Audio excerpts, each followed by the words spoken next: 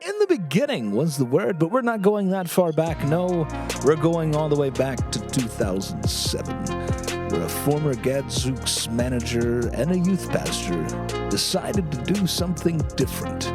He wanted to start a church and a movie theater. So fast forward 14 years, and a mulleted worship pastor, Justin Hagler, turned the vision God gave him for a different kind of church into the simple church. Thousands of lives changed, millions of dollars given away. God has done something in Shreveport-Bossier that no church has done before. And that's right. Join us on the Backstage with the Simple Church podcast summer as we look at the humble beginnings of the simple church. Talk to the people who were there and had no idea what was ahead. The mullet may be gone, but the spirit of the mullet will live on in all of us every day.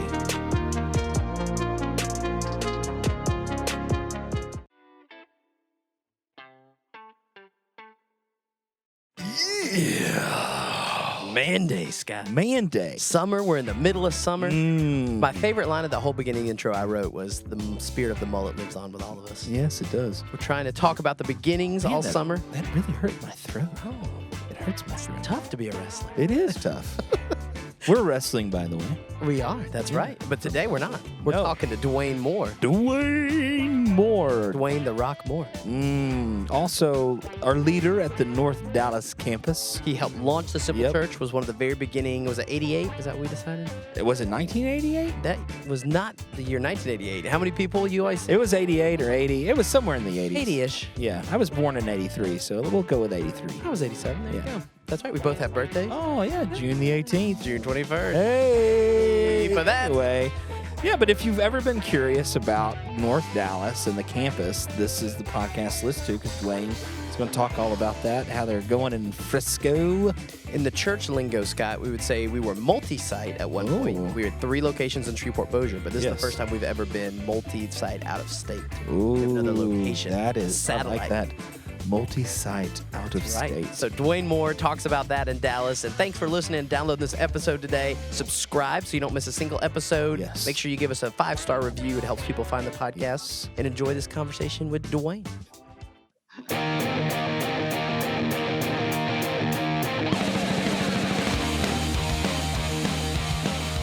Oh, yeah. That's very fitting, Scott, Yes. because we are doing this podcast after doing a video shoot. Yes. And you might notice we look a little different than normal. We do. You do, especially. I'm rocking the mustache Yeah. here, if you can see. the stash. But that's not what we're talking about. No. We are in the beginnings. We're talking about the beginning of Simple Church. We have a great beginning A very guest today. special guest. That's right, Mr. Duane Moore. Yay. Live Duane, via Duane. internet. Yeah. What's going on, guys? It's awesome to be with you, and man, I'm just super impressed by each of your manhoods, by the fact that you're able to grow mustaches like that. Thank you for clarifying. impressive. Yeah. Yes. Yeah. We definitely need a clarification on that one. I'm glad I did clarify. Yeah. It came out my mouth before I realized it. We're off to a good start. Great start. That's right. Duane, you're going to fit in I'm just loving fine here on the Backstage podcast. So, Duane, you are zooming in from Dallas. Let's be technical because people get offended, right? You are actually in Frisco, Texas. I am in Frisco, Texas. And you are leading the North Dallas campus over there of Simple Church. You probably heard talking about it if you've been around. I hope to last get couple months. transferred there personally. You want to go to his campus? Oh, I love This is you Frisco. putting in your application. Right? Frisco is in Dallas is one of my favorite places. It is a very cool town. We visit a lot. Beautiful. Absolutely. We love it over here. Oh, We love it over here. yeah, I It's bet been you a great transition for us. So we're excited. That's awesome. Tell us about your family and what do you do, Duane? So I am actually a district sales manager for a pharmaceutical company. So that was actually what brought us over to the Dallas area. As you well know, we were over there with you guys in the Shreveport-Bossier area, lived in Bossier for 15, 16 years before we moved over here. And so that really kind of took me back to that time period where we had a chance to build a lot of friendships and be a part of what we did there at the Simple Church. And here we are now. Now it's kind of strange to even think about. It's 11 years later. We're in 2021, and we moved here in 2010, and for that change in my role, and I've been doing that now for 11 years, and out here in the Dallas area. That's awesome. So you were not on staff at Simple Church, but you were involved early on. You were part of the team that launched it. So talk about how you got connected initially with the Simple Church and how you got to know Justin and what that looked like. Absolutely. So I'd had a chance to get to know Justin and a lot of our folks through previous church relationship. And when Justin actually shared the vision for going in and launching this crazy new idea about the Simple Church, Cassie and I both thought this may be a really cool opportunity for us to experience something on a completely different type of level. And as both you guys know, my background has actually been in pastoring. And so one of my kind of secret inner desires was to be a part of a church launch at some point or another. And, even though that was not my paid job, the ministry desire and the heart behind doing all those things were still there and still very much alive. And so we saw an opportunity to come alongside and be a part of what Justin was doing, as well as the whole group of us. I think there was about 80 of us that joined up and got things started in 2007. And it seems like it wasn't that long ago, but man, now you look back on it, you realize 14 years has passed really fast. It is hard to believe. That time flies. And so you were actually a head pastor, right? And you had other ministry. How long had you been in ministry prior to Simple Church?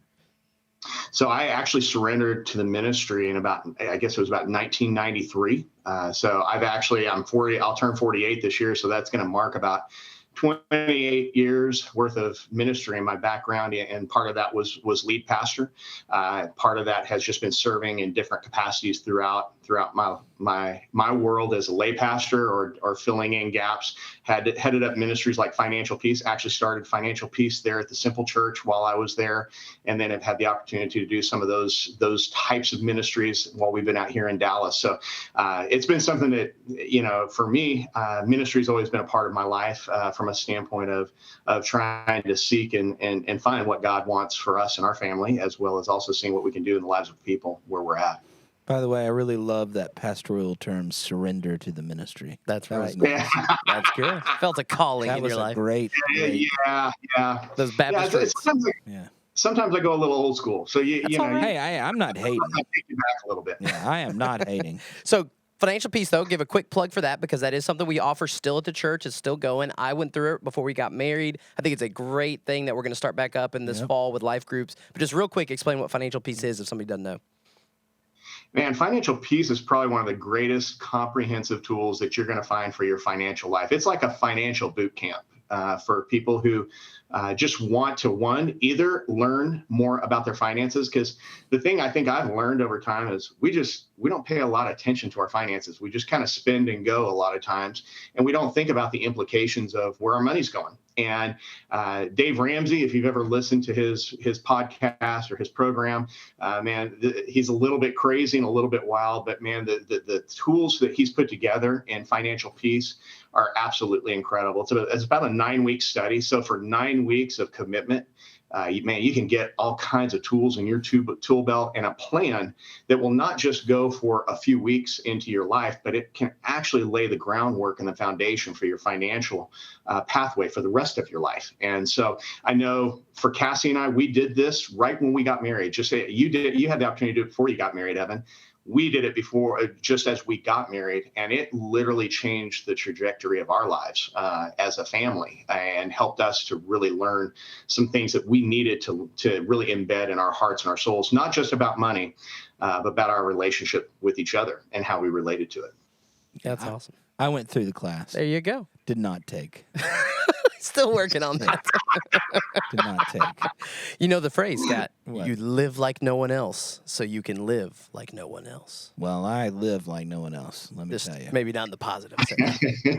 Nope. I have a money pit right now sitting in my driveway. Called your Jeep. Yep. Anyway, we'll move right. on from that. So, Duane, you're involved in the launch team. Simple Church gets going, and talk about how you got involved in the Directional Leadership Team. So that phrase is something that we don't really talk about a lot at Simple Church, but basically... It's like our deacons, right? Yeah, it can depend on your church background, what you know, elders, but basically they're the group that helps to get the church and hold accountability for staff, run by decisions. But the big thing was initially signing off on the loan to be able to get the money. They literally put their name on the line and were part of those guys that launched the church. Jeez. So talk about that, right? Yeah, I think what it boiled down to is, Justin, in his wisdom, always recognized there needs to be accountability, and all of us. Hold on. You said in his wisdom. Let's not give him that credit. Scott said that, not me, for the record, Pastor. I'm sorry. Anyway, I'm sorry.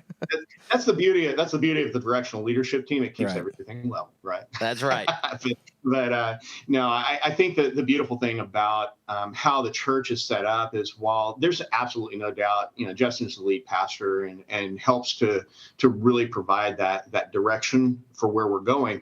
He's got a group of guys around him that really help to not only add input into that, but also serve as checks and balances in the direction that things are going. And I had the privilege of being a part of that group in the initial stages. For me, it was an opportunity to not only be on the ground floor and help to shape and craft what we were doing at the church level. But, for me, and I think you guys probably remember and recognize too, I had an opportunity to be part of the teaching team and do some speaking while I was there. And it was just, for me, it was really a great opportunity to kind of re-enter a ministry mindset and be involved on levels that I hadn't had a chance to be involved from a church standpoint since I had actually served as a senior pastor. And so for me, the Simple Church was kind of a reemergence back into ministry life in a really special way. And then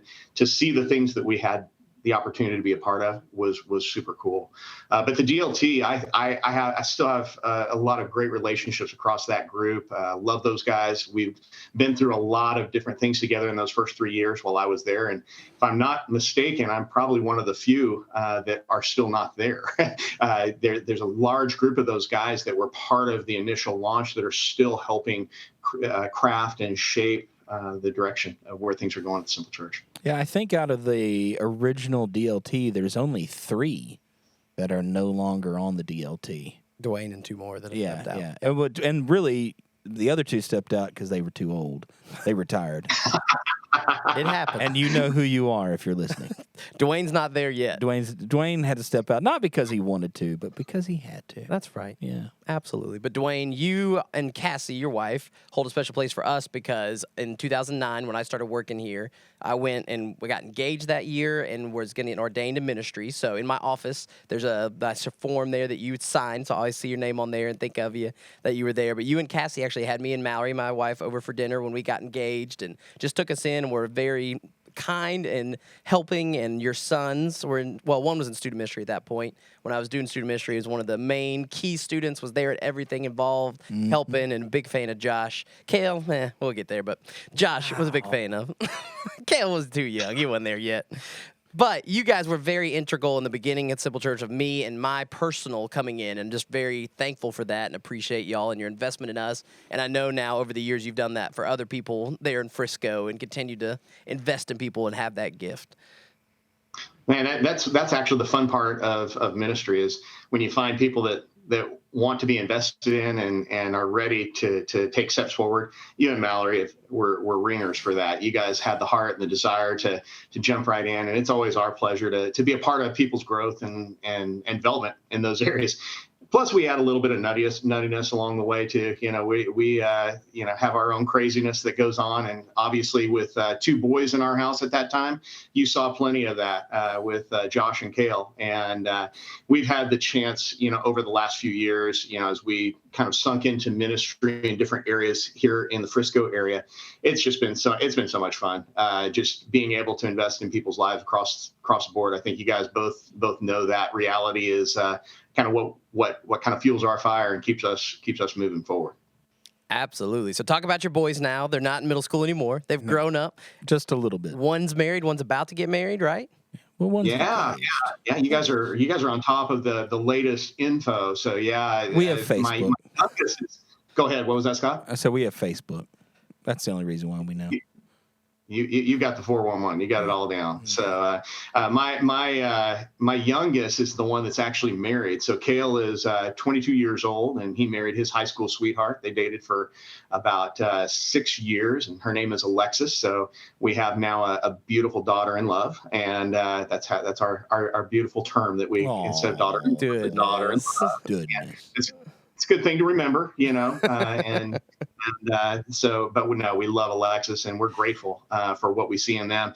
Cale is actually a Frisco firefighter, and so he has a wild and crazy schedule, works all the time, but loves what he does, and that's one of those things that, as a parent, it's a pretty special thing to be able to see your kids do something that they love. And that takes us to Josh, who you know a little bit better, just because you were his first youth pastor, and he affectionately looks back on that time. It's amazing how you had those beginning shaping moments in Josh, right? So he loves you guys and is grateful for what you guys have done. He has just recently gotten engaged, 24 years old, living his life. He is actually, taking on some new jobs. He's in the investments and insurance world, and building his business on that side of it now. And I anticipate we're probably going to have another daughter-in-law in Caitlin here before we know it. Probably here coming up in the fall sometime. That's sweet. It's exciting. That's awesome.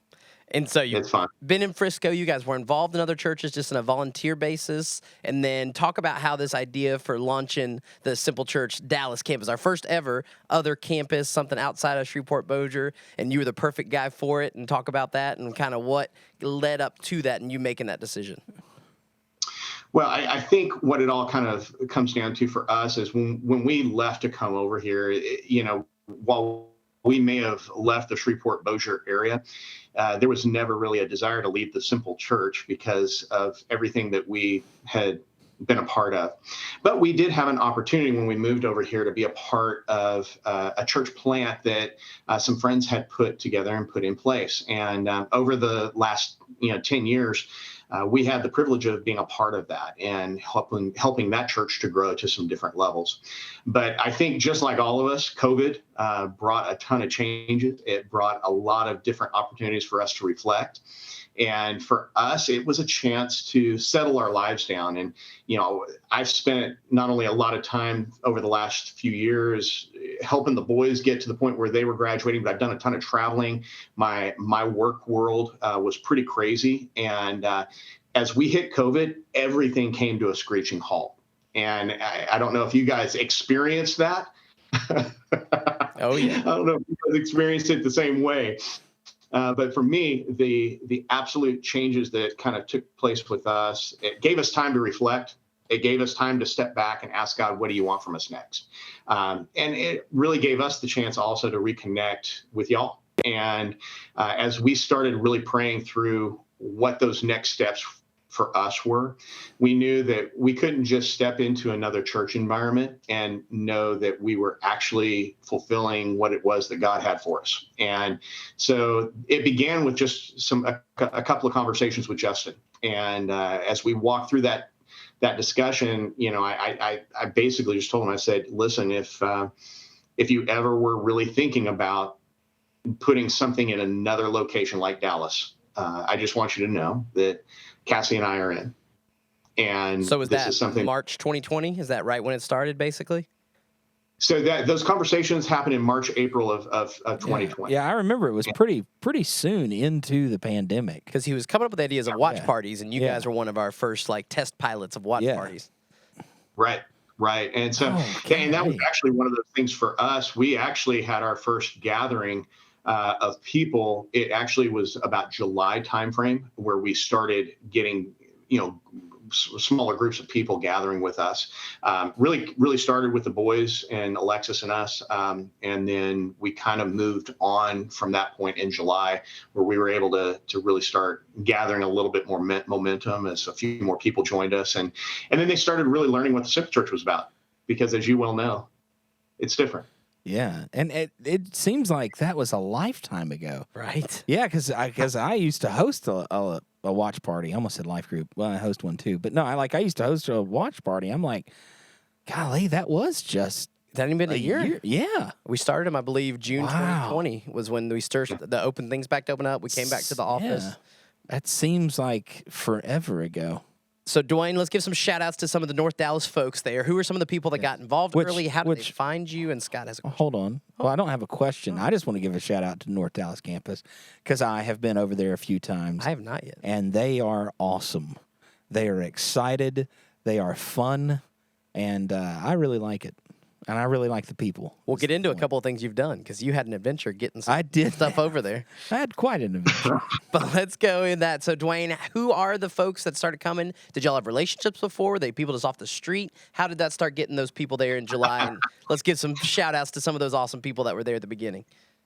Well, probably the first thing that I first, other than just my family that was here, really the first couple that came on board with us were Dave and Amy Kreitz. And they were the ones that were really kind of the beginning stages of all of it. Their boys, Garrett and Spencer, were also part of that in different areas for us as well. And I mean, they just kind of took things on wholeheartedly as they started really getting a big picture of what the Simple Church was about. Man, they not only digested it, but they jumped in with both feet, and they've been excited ever since. I'm going to shout out to Amy. Oh, real quick. Amy is one of our best social media posters. I do all the social media for the church, and I appreciate Amy. We've interacted on there. Look forward to coming over and meeting everybody and put the name with the face, but she's awesome. She shares and posts and gives shout outs, and as the social media guy, I really appreciate that. I want to know what she thinks about your mustache. Please tell us, Amy. Yes. Let us know. I have a feeling she will be more than willing to share her thoughts.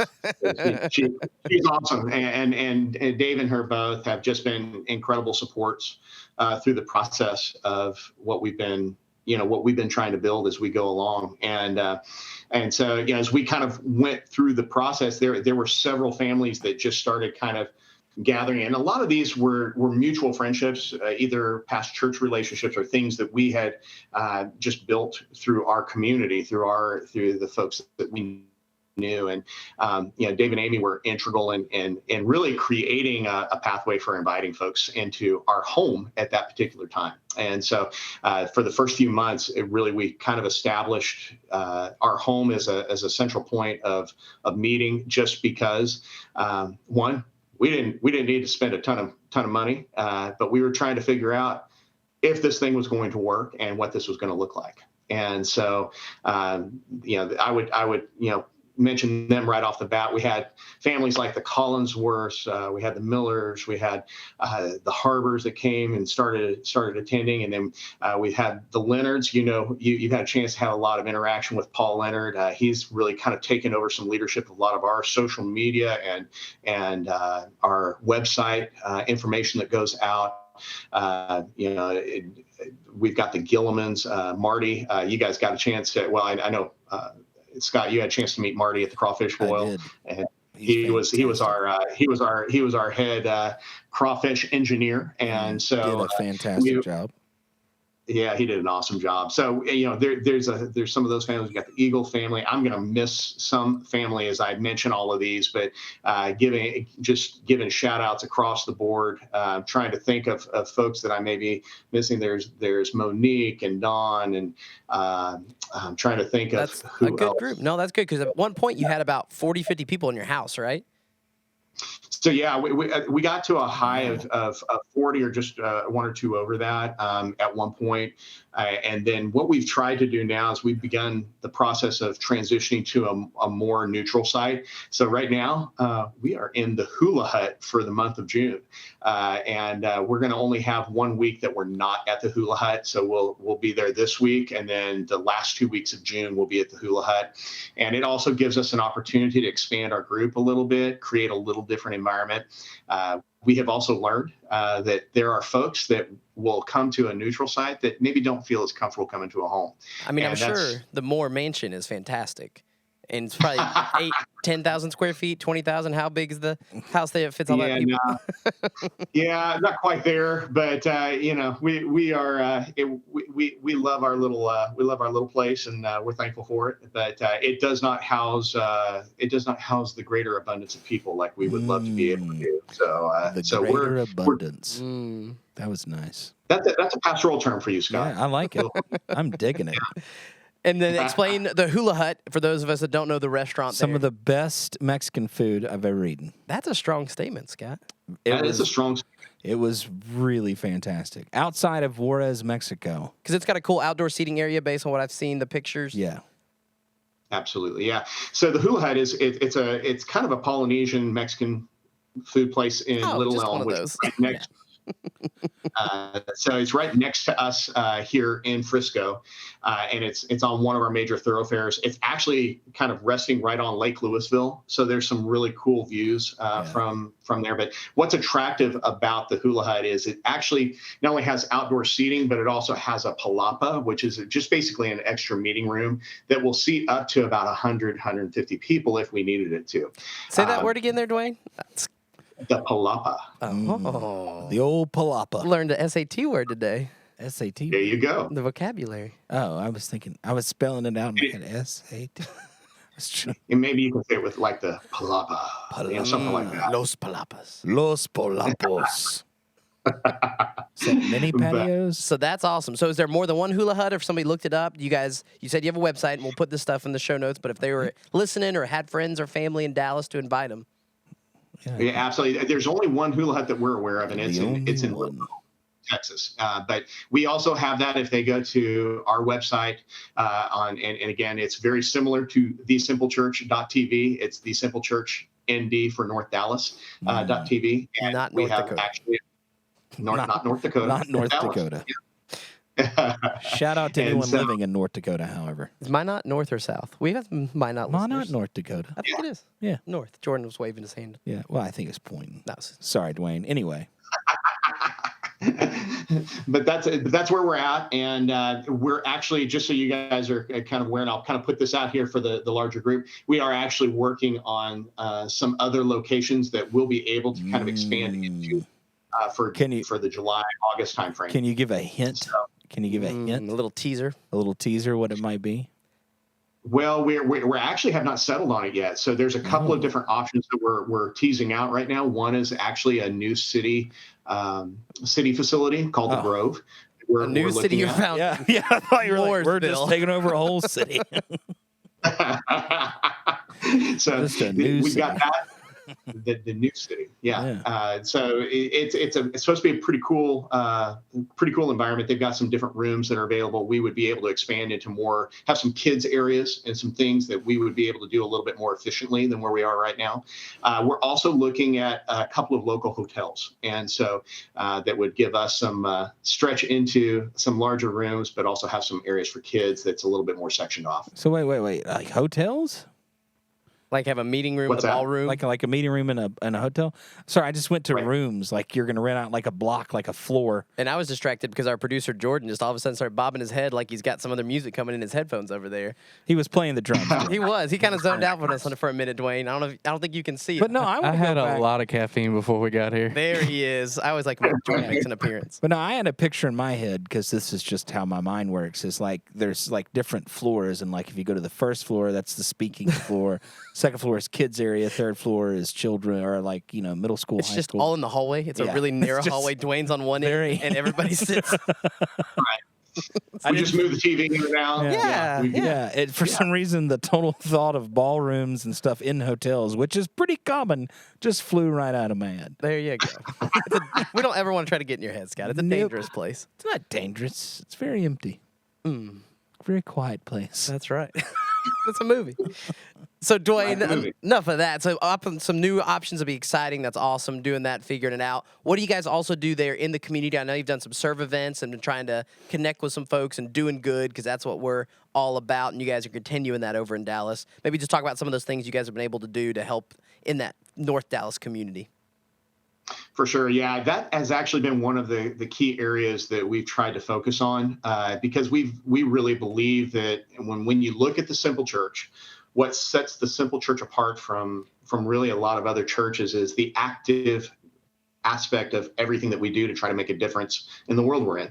And so we felt like starting that here in Frisco would definitely create a unique thumbprint for us as we move into this space and really try to differentiate from so many other great churches. And just so you, I mean, if you're not familiar with the Frisco area or North Dallas, realistically, there are mega churches on every corner.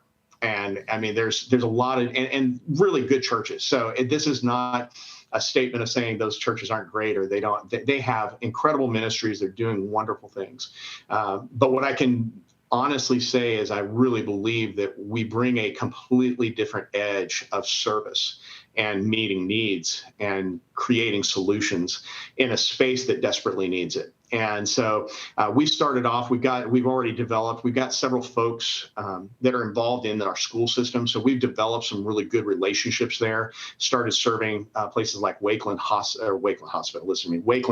School, and served and done some different things for different departments in Wakeland High School. We've also gotten involved with a specific area in Frisco and whether you might realize it or not, I know Frisco is oftentimes known as a place that is fairly affluent, but we actually have some areas that are not so well off as well. And so we have partnered with some of the grade schools, Bright Academy here in Frisco, where we were able to supply some backpack needs and winter coats for some of the kids that really needed it and those families were able to kind of come in and bolster some of the needs that are there. We've had a chance to connect with different ministries here in Frisco, like Love Packs. We've had a chance which is really a kind of a food supply ministry. So it reminds me of some of the ministries that you guys have there in the Shreveport-Bossier area, where you're supplying needs for families that are in need from a food standpoint. We've also partnered with Refresh Frisco, which is a ministry that helps supply toiletry needs, and we're actually in the middle of a drive for that right now.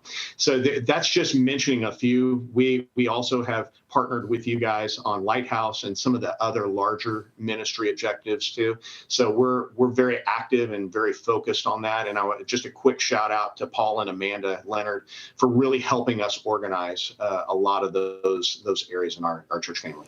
Which you and your wife were actually accompanying Brian Reed and his wife to Lighthouse, correct? Yeah. We're super excited about that. Yeah, we just got that locked down in the last week and a half. And so we've got a lot of catch up to do, but we are super excited about being a part of that, especially because we have that children's hospital over here in Dallas that really serves that oncology space for children. And so I know that you guys have been super involved with that. And we've actually been a part of being involved with some of the joy boxes and things that had come out of trips from Robin and the crew coming over here. So we're super excited about being involved with that on a little deeper level and getting to know some of these families personally. Cool. Talk about when the bad weather was around this winter, your son's a fireman, Kale, and you guys did some stuff for the fire department and how crazy it was over there with all that going on. I remember talking to you about that. Yeah. That you guys experienced it too. It was, there was a kind of a weird confluence of circumstances that happened here in Frisco. Not only did we have those sub-freezing temperatures that took us down, started knocking out electricity all over the place, but then there was also a massive apartment fire that came on at the exact same time. I mean, it was almost, hand in hand, and they're still, doing background investigation on why that happened that way. But the fire department, because it was such a massive fire, they went on 48-hour shifts. So that's 2 days that they're at the department, and the vast majority of them were working in some form or fashion on that fire. These guys were absolutely exhausted during that time period. I mean, you could just see it in their eyes. You saw it in the pictures. We had a chance. I was talking to Kale off and on, just checking on him. And Cassie and I, the funny thing about it is Cassie and I were at that stage where we were going to do something for his station.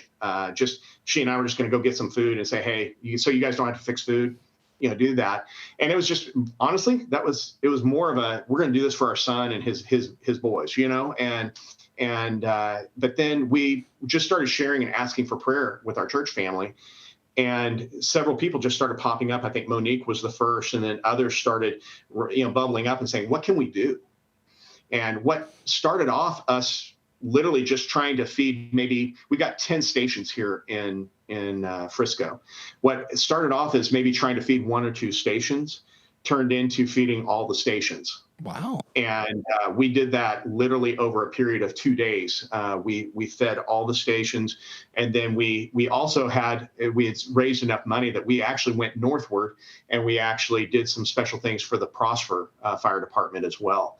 And so all in all, I think we ended up feeding 12 or 13 stations, and had the opportunity to just do some good in the lives of guys and gals that are giving their all for us. And so it was a really cool moment for us as a church family, and we hope it was a great moment for them as well, just being able to feel some love and to not have to fix a meal in the middle of that craziness. Oh yeah, and I think it goes back to what you're talking about though, of what makes Simple Church, and what we do, and the secret sauce, if you will, is that doing good in the community like that. Yeah, I do. That's right, but it's contagious. People are designed, and I really think innately want to do good. They don't know how, they don't know what to do, but when you cast a vision and do something like that, other people get excited and want to do it too. Mm-hmm. And that, I think, has been such a huge part of our success. I did a webinar that Andy Stanley did at North Point, a big church, and their whole engagement plan over this past COVID year was to start doing things in schools, doing things in community, and they just started a bike drive, and they started collecting bikes,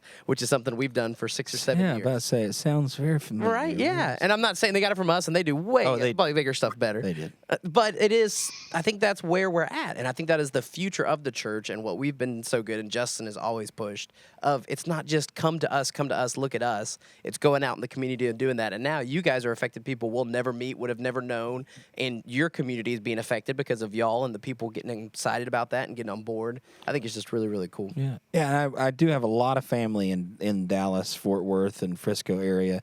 And I have a very close cousin, and their whole family goes to a very large church over there.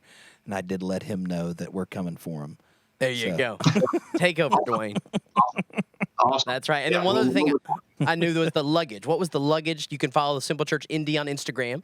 Give them a shout there. But I saw pictures of y'all collecting luggage the last few months. I was like, you're doing your own luggage line? The more luggage. Yeah. That's a great idea, Scott. Maybe you can take that. Yeah, North Dallas. The ones that have the battery chargers in them. I want one of them. Now, what we kind of uncovered, and it's through some friendships that are within our church family. We have a relatively large foster family kind of community within the Frisco area, and unless you've been involved in that space, you don't really know what is involved when you start fostering kids. But one of the things that was just uncovered through some conversations is when these kids get uprooted and taken to another home, oftentimes what they have is a black paper sack, or not black plastic sack, just a garbage sack. Very specific. Very specific. Yeah. Just they'll get a garbage sack, fill their clothes with it. And it's so fast. It's so furious. They just get them, pick them up, move them, and they don't really have much. And one of the things that they saw a need for was just to give the kids something that would provide a little bit of extra dignity, something that was theirs. And so that's where the idea of bringing in luggage, lightly used luggage and bags. And we thought, man, if we could just, gather about 50 bags, among our church family, it would be really cool, and we could help the family that we were kind of positioning this with, the Bigby family. But then we also, thought it would maybe reach out to some others. But what the interesting thing about it, and the viral part of this, is we start putting it out to our community and we start sharing with our friends. And before we knew it, we had, I think, over 200 bags. Wow. And it was just one of those things that bags. That's a ton of bags. And it was something that we were able to just find something that was a felt need, something that people could really tie into, believe in, and they wanted to be a part of that. And honestly, who doesn't want to be a part of making a difference in kids' lives? And that was really, that's what you call that secret sauce. It's finding those spaces and those places where people are able to tie into something and believe in it and want to invest into it. And that was one of those kind of genie in a bottle kind of moments where that was unleashed, and I call it genie in a bottle. It's actually God doing His thing. And we don't believe in magic, and Duane. Genie we don't believe in a bottle. That's bad theology. yeah. Bad theology. We're going to have to investigate that. No, we're going to have people come and call you about that. We don't That's believe in fine. genies. Yeah. Well, I wish there was genies. That would be helpful. Yeah. There you go. But no, I think that's exactly right. And it is what you guys are doing. And I just think that's so cool because we've had some other people talk about wanting to start in Houston and New Orleans, and there's pockets of people watching. But you guys have been able to just grab a hold of that and reach in your community. And now there's people that have been changed by Simple Church North Dallas that a year ago wasn't happening. And you can't solve everything, right? 200 bags isn't going to fix the entire foster problem in Frisco, but it's something. And it helps it helps a little bit. Absolutely. But it changes the person that's giving, too. They get to be a part of that and do something and be a part. So And you're solving a problem. That's right. That's what we're about. Loving God, genies, and solving problems. Well, and you just mentioned Andy Stanley and North Point, one of the things that he says on a constant basis is we do for some what we wish we could do for all. And so Absolutely. I think that's one of those things that we realize we're small right now. We realize that we may not have the reach, even like what you guys have in the Shreveport-Bossier area. But I remember when we had 80 people, we didn't have the reach then either. And two of them were you and Scott. Oh. And that just warmed my heart knowing I was next to Scott in that. That's because I have a lot of body heat. This is a fact. Well, Duane, that is awesome. Thank you so much for coming on today. Thanks for sharing about that and the beginnings. So we're going to put the link in the show notes, simplechurchnd.com or .tv. .tv. That's right. And you can follow them on Instagram as well if you're over there in that area. Even if you're not, follow them. And the message to Andy Stanley, we're coming for you. That's right, Andy. Yep. You stole our bikes, so we're coming for you. We actually stole a lot of his stuff to start. So I think we're even. Andy, if you're listening, give us a shout out. That's right. Come on the show. We'd love to talk to him. Yeah. I'd be very. Ooh. I don't think he'd be down for genie jokes. I don't know. Seems like a pretty serious guy. Pretty intense. But anyway, Duane, thank you so much. Tell everybody listening in the Dallas area, make sure they subscribe, get the podcast, get the shout outs for everybody there. And then we are so excited just to be a part of what you guys are doing over there and hearing all that. And I hope to make the trip soon. Scott's got to go and meet a lot of I've them. gotten to go twice now. Oh, we never told the crawfish story. Yeah. Real fast. Scott, talk about how you got to the crawfish boil there. Well, so as you know, many times there's not a lot of planning in what we do. So apparently, People may not know that from the outside. It looks like it all comes together It perfect. does not. Backstage, real talk. Not a lot of planning. That's because of our leader. We love our leader, Justin That's Hagler. your second. Justin's going to get on to you, but I don't care. Yeah, all right. I'll fight him. Let's go. do it. I've known Justin for like 30 years, so let's go. Wow. Yeah. Anyway. You were 8? Yes, I was 8 years old. No, I was 25 years. I don't know how long I've known him. A long time. Anyway. Long enough. So you guys were going to have a crawfish boil. But we're going to have a It was big crawfish party. boil. So Justin's like, oh, yeah, Scott's going to bring the crawfish, but he never told me. And instead of just getting crawfish in North Dallas. Yes, we had them delivered because, well, what happened is Bo at Bojack's had a connection down in Eunice, Louisiana. Shout out to you. Yeah, shout out to Eunice. And so we were going to have the crawfish delivered to the North Dallas campus from Eunice. Everything's going to be taken care of. And the guy comes back and goes, no, I can't do that, man. No, I mean, I only go to Dallas like once a month. So because we needed it on a specific date. And so that's when Justin was like, oh, Scott will just take it. Duane just didn't want a couple 100 pounds of crawfish in his house. Yeah, so... yeah. Yeah, so Justin's like, Scott will take it. Well, never told me I was taking it. So I've dealt with crawfish a lot in my life. So the only way I find out that I'm going to this crawfish bowl and bringing the crawfish is he was telling someone else in the hallway. How many days before you're supposed to leave? Like 2. So I'm like, hey, okay, so how are we getting there? And he goes, just get the crawfish and bring it. I'm like, you can't do that. How many pounds of crawfish? They'll die. It was 600 pounds of crawfish. 600 pounds. And I'm like, you can't just do it because they'll die. You know, they got to be alive before you boil them. And he's like, well, I don't know, figure it out. So the best way I could figure out how to do it, and the easiest way, because we talked about doing coolers and ice and all that, but it costs the same amount just to rent a refrigerated truck. And I rented the smallest refrigerated truck I could find. Well, when I got there, they're like, hey, we gave that one away, but we're going to give you this other truck at the same price. It was a 26-foot long, huge truck for It's impressive. 12 sacks of crawfish. So when so I meet the crawfish guy at the office on a Friday morning, and he goes, so he's loading them on the truck, and he said, well, where do you want them? Because he's thinking obviously more is going on this truck. And I'm like, nah, bro, this is it. And he just looked at me and goes, okay. So I drove a 26-foot box truck with a huge Thermo King refrigerated unit. It's a big truck. Did not go more than 65 miles an hour, empty or loaded. And, drove over to Dallas. And I will never forget, because when we pulled up to drop off the crawfish Saturday morning, one of the guys goes, I've done a lot of crawfish bowls. I've been to a lot of crawfish bowls.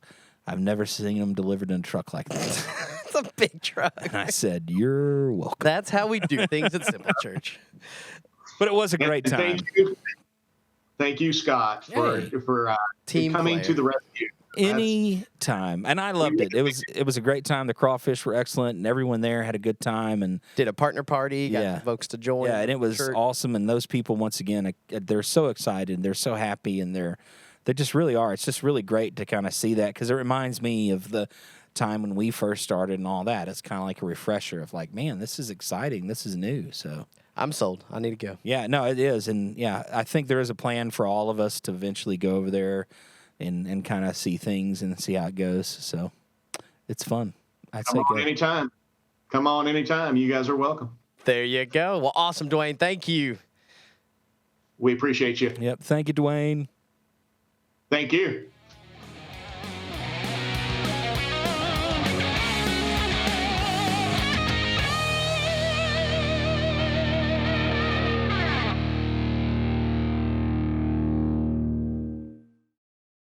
Thanks for listening to that episode. We had a great time talking to Duane. Right? I really do want to go to the Dallas side. Well, but also for me, it went down memory lane. Oh, that's right. So thank you to Duane. Thank you, everybody listening. All the folks in North Dallas. We appreciate you guys being a part of Simple Church. And once again, anytime, if John Hagler, you're listening, I would like to transfer. I know you're not going to give it to me, but still. There you go. So thanks for downloading this episode. Subscribe so you get the new episode every week. We continue the beginning series all summer long, Scott. All summer. That's right. It's going to be good going back. And for some of you that are new to Simple Church, You learn about our beginnings at the end.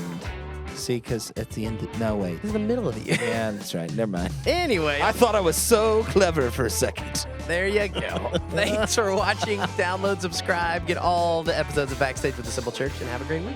That was awesome.